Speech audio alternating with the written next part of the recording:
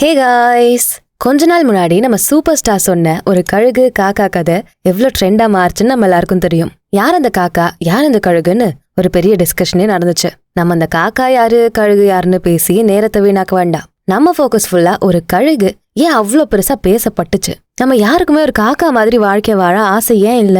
ஏன் கழுகா இருக்கதான் ஆசைப்படுறோம்? கழுகா இருக்கிறதுல அப்படி என்ன பெருமை? கழுகுதான் அந்த முழு ஆகாயத்துக்கும் ராஜா, அளவில்லாத சக்தியோட ஒரு சின்னம். இப்படி ஒரு பறவையா இருக்கலாமேன்னு பொறாம வேற.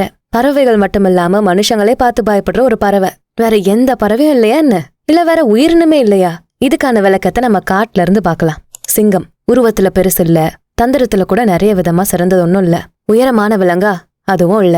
இருந்தாலும் ஏன் சிங்கத்தை காட்டுக்கே ராஜான்னு சொல்றோம்? தலைவனா இருக்க எந்த ஸ்பெஷலான தகுதியும் தேவையில்ல.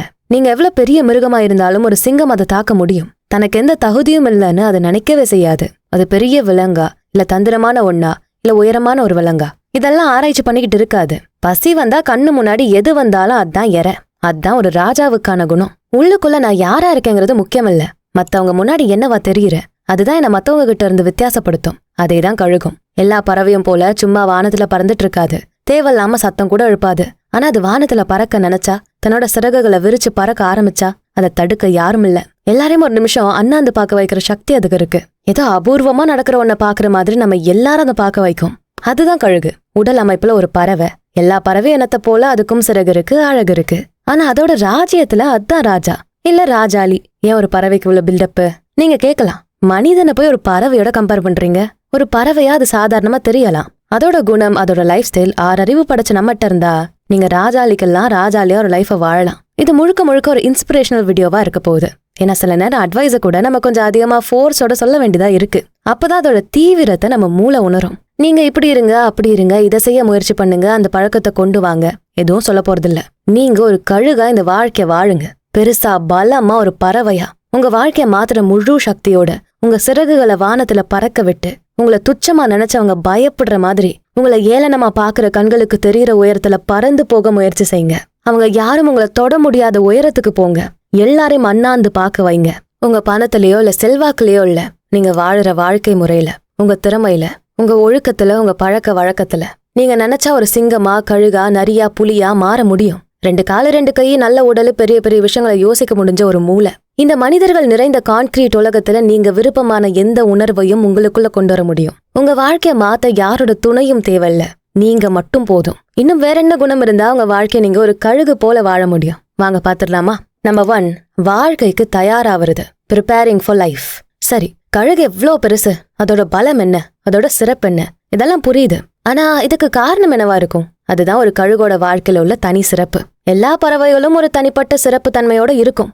அதெல்லாமே அது பெருசான அப்புறம் தான் தெரிய வரும். ஆனா கழுகு மட்டும்தான் தன்னோட குட்டிகளை அதோட சின்ன வயசுல இருந்தே ஒரு பெரிய வாழ்க்கைக்கு தயார்படுத்தும். முதல்ல அதோட கூட்டுல மெல்லிசான இறகுகள், இலை இதெல்லாம் வச்சு கூடு கட்டும். அதுக்கு தேவையான பாதுகாப்பு உணர வைக்கும். இதை நீங்க வாழ்க்கையோட பொருத்தி பார்க்கலாம். உங்க ஆரம்பத்துல வாழ்க்கை பாதுகாப்பா, நல்லா சௌகரியமா, சந்தோஷமா இருக்கும். எல்லாமே உங்களுக்கு கிடைக்கும். நீங்க விரும்புறத வாங்க உங்க அப்பா அம்மா எப்பவும் தயாரா இருப்பாங்க.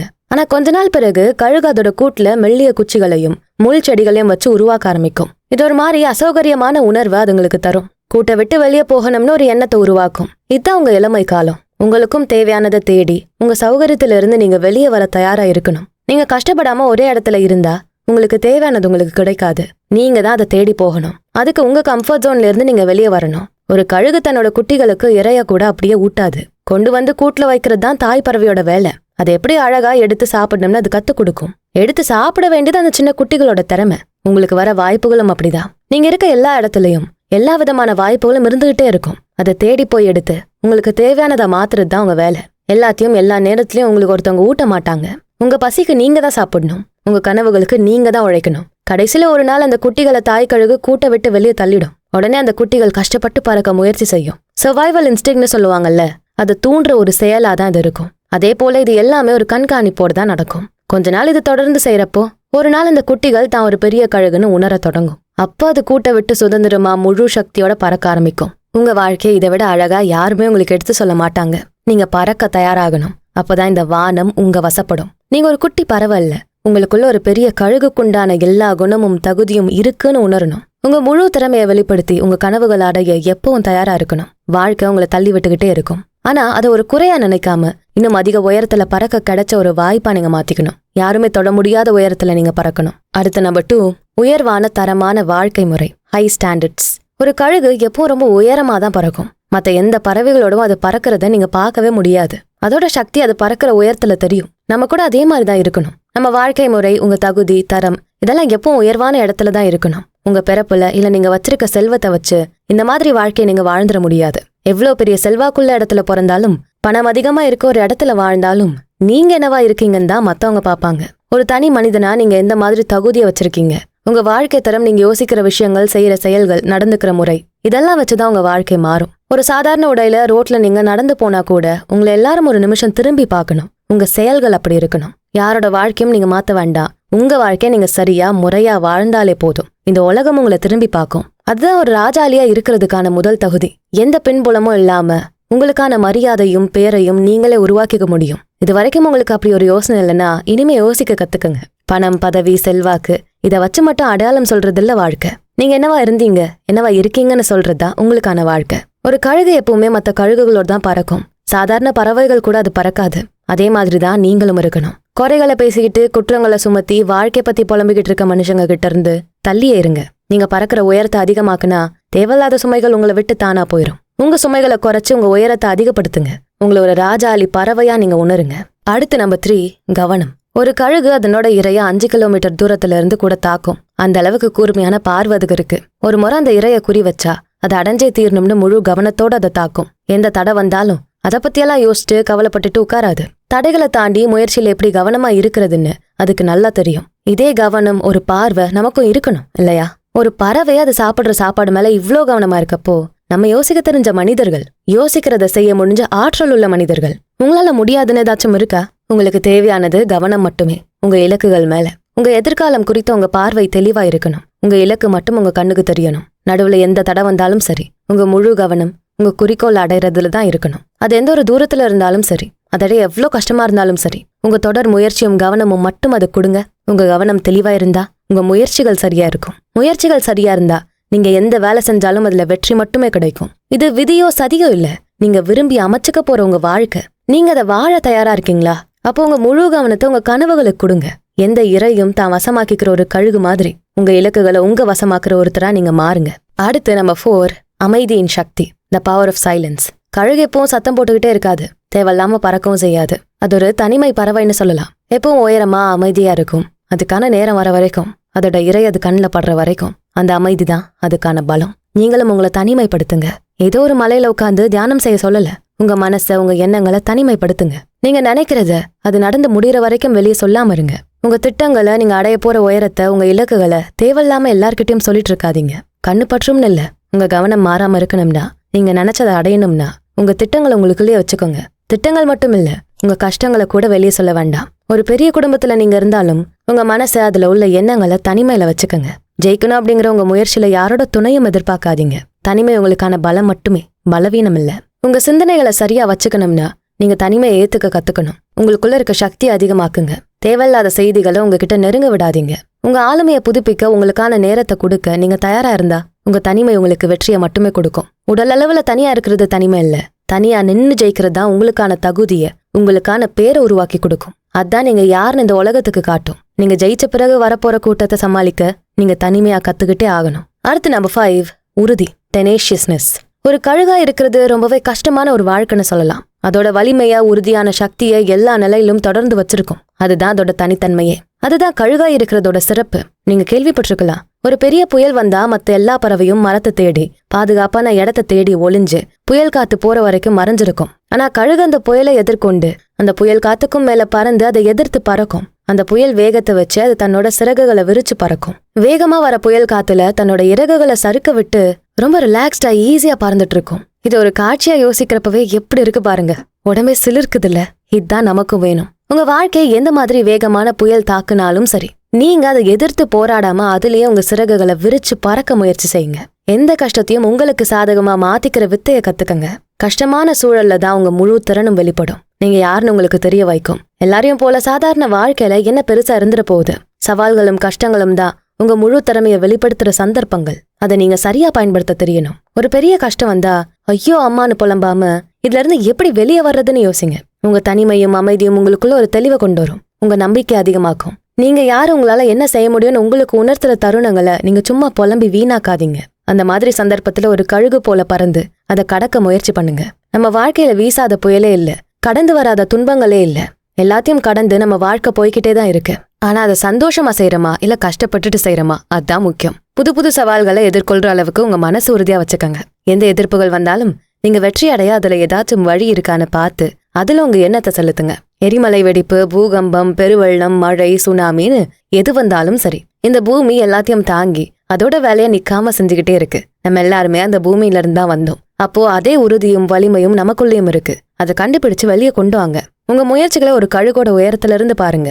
மத்த எல்லாமே உங்களுக்கு சின்னதா தெரியும். அடுத்த நம்பர் 6, உயிர் சக்தி, வைட்டாலிட்டி. ஒரு கழுகு அதோட வாழ்க்கையில ஒவ்வொரு நிலையையும் உறுதியையும் தனித்தன்மையும் வெளிப்படுத்திக்கிட்டே இருக்கும். சரி, நம்ம தான் பெரிய பறவையா மாறிட்டோம், இனிமே பறக்க வேண்டாம், இறைய தேடியெல்லாம் போக வேண்டாம், இப்படியே இருப்போன்னு எல்லாம் நினைக்கவே செய்யாது. அதோட வாழ்க்கையில கடைசி கட்டம் வர அதை தொடர்ந்து புதுப்பிச்சுக்கிட்டு புது மாற்றங்களை எதிர்கொண்டு தன்னோட வாழ்க்கை வாழ்ந்துகிட்டே இருக்கும். இதோட மொத்த வாழ்நாள் 30 to 70 வயசு வரைக்கும் தான், கிட்டத்தட்ட நம்மள போல.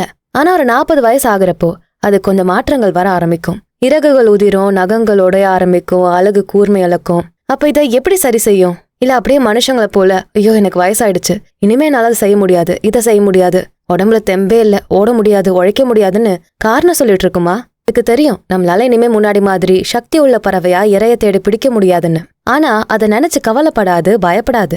ஒரு பெரிய மலை உச்சிக்கு போகும். அங்க இருக்க பாறைகள்ல தன்னோட அழக குத்தி உடைக்கும். நகங்களை கூட தானே மோதி மோதி உடைச்சுக்கும். இறகுகள் விழுந்தாலும் அங்கேயே அது கொஞ்ச நாள் தனிமையிலே இருக்கும். சாப்பிட முடியாம தன்னோட பலத்தெல்லாம் இழந்து ரொம்ப கஷ்டமான ஒரு நிலைய தானே தேடிக்கும். ஆனா அதுக்கு தெரியும் இந்த சிறகுகள் திரும்ப வரும், இந்த நகங்களும் அழகும் திரும்ப வளரும்னு. அதுக்கு நல்லா தெரியும். அதுக்காக தன்னை தயார் செஞ்சுக்குதான் இந்த தனிமை.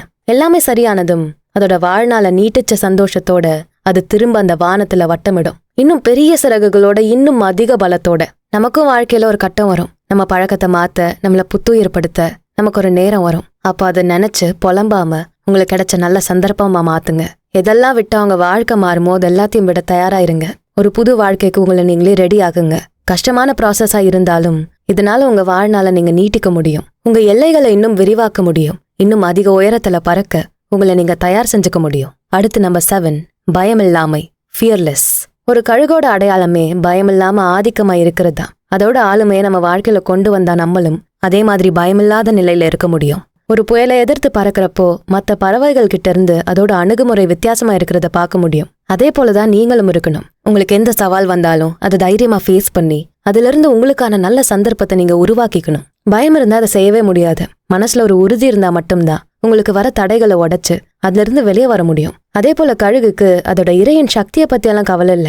குறி வச்சா அது எது வேணாலும் இருக்கட்டும், அது அடைஞ்சே தீரும். இறை எவ்வளவு பெருசு, எவ்வளவு வலிமையானது இதெல்லாம் பார்க்காது. ஏன்னா கழுகோட வலிமை மட்டும்தான் அதுக்கான தைரியத்தை கொடுக்கும். பிரச்சனை எவ்வளவு பெருசு இல்ல சின்னது இதெல்லாம் முக்கியம் இல்ல. அதுக்கு உங்களோட வலிமை என்ன, அதை தான் நீங்க யோசிக்கணும். பயம் இருந்தா நீங்க எந்த செயலையும் சரியா செய்ய மாட்டீங்க. மத்தவங்களை கஷ்டப்படுத்துற செயலை செய்ய மட்டும் பயப்படுங்க. நேர்மையான எந்த ஒரு செயலை செய்யவும் நீங்க பயப்படவே தேவையில்ல. ஒரு கழுகோட வாழ்க்கையில எந்த நிலையிலுமே அது பயந்து பின்வாங்கினதே இல்ல. குட்டியா இருக்கப்போ கூட்டுல இருந்து தள்ளிவிடப்பட்ட போதும் பயம் இல்ல. ஒரு இறைய குறி வச்சு தாக்குறப்பவும் பயம் இல்ல. பெரிய புயலை சந்திச்சாலும் பயம் இல்ல. தன்னோட உடல்நிலையில மாற்றம் வந்தாலும் துணிச்சலா தன்னை மாத்திக்கிற முயற்சியை செய்யவும் பயந்ததில்ல. ஒரு பறவையா அதோட வாழ்க்கையில எந்த நிலையிலயும் பயமில்லாம இருக்கப்போ மனிதர்கள் நாம எதுக்காகவும் யாருக்காகவும் பயப்படக்கூடாது. பிரச்சனைகள் வந்தாலும் உங்க உடல் உங்களுக்கு ஒத்துழைக்காம போனாலும் பயத்தை வெளிக்காட்டாம அதை சரி செஞ்சு வெளிவரணும். உங்களுக்காக ஒரு பெரிய உலகம் காத்துக்கிட்டு இருக்கு. உங்க வாழ்நாளோட கடைசி மூச்சு வரைக்கும் உங்களுக்கு ஏத்த வாழ்க்கை வாழ இங்க இருக்க எல்லாருக்கும் எல்லா தகுதியும் இருக்கு. அடுத்து நம்பர் 8, துப்புரவாளர் இல்லை, நாட் ஸ்கேவெஞ்சர்ஸ். என்ன துப்புரவாளரா அப்படின்னா என்ன? அதுக்கும் நம்ம வாழ்க்கைக்கும் என்ன சம்பந்தம் இருக்கு? இந்த பதிவோட ஆரம்பத்துல காக்காவை பத்தி கம்பேர் பண்ணி பார்த்தோம்ல. ஒரு காகம் அதுக்கான உணவை எப்படி தேர்ந்தெடுக்கும்? நீங்க வைக்கிற மிச்சம் மீதிய, இறந்து போன ஏதோ ஒரு உயிரினத்தோட எச்சத்தை. காக்கா மட்டும் இல்ல, இன்னும் சில பறவைகள் இப்படிதான் அதுங்க உணவை எடுத்துக்கும். ஆனா ஒரு கழுகு எப்பவும் மிச்சம் மீதிய சாப்பிடுறது இல்ல. ஒரு இறைய குறி வச்சு அதை உயிரோட பிடிச்சா மட்டும்தான் சாப்பிடும். கேட்கவே பயங்கரமா இருக்கே. இதை போய் மனுஷங்களோட கம்பேர் பண்றீங்களே, இதை எப்படி ஃபாலோ பண்றது?